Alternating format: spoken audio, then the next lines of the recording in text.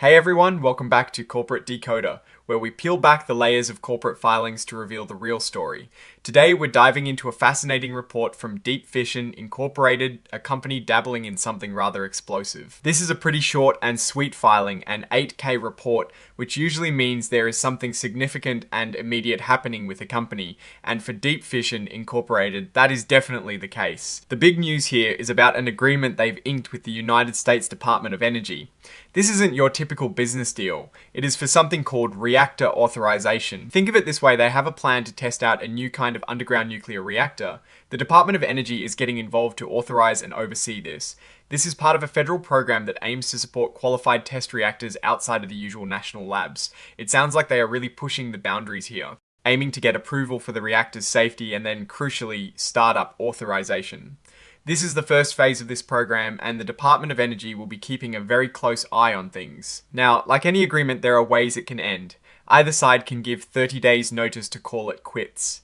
However, the Department of Energy has a bit more power here. They can terminate it right away if there is a serious problem, like the company going bankrupt or other specific issues. If the agreement does end and the Department of Energy's authorization is withdrawn, Fission Incorporated will then have to go through the process of getting licenses from the Nuclear Regulatory Commission.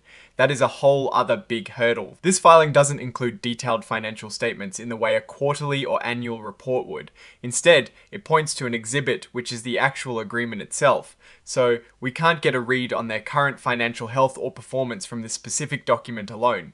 We'd have to look at their other filings for that. However, what this filing does tell us is about a major strategic step for the company, one that involves significant government oversight and advanced technology. It is worth noting here that Fission Incorporated is identifying itself as an emerging growth company. This means they get some benefits, like being able to follow less stringent accounting rules for a while.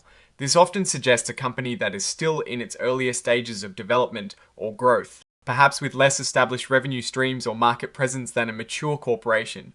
Looking at this filing, Fission Incorporated seems to be making a bold move into a very specialized and highly regulated field.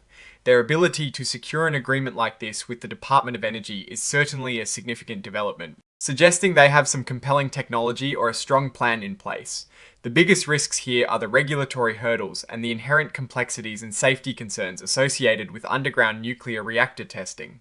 The opportunity lies in being at the forefront of a potentially new wave of energy research and development, supported by government backing. It's a high-risk, potentially high-reward venture. We will have to watch their future filings closely to see how this authorization translates into actual operational progress, and of course their financial performance down the line. Alright, that is our quick decode of Fission Incorporated's latest filing.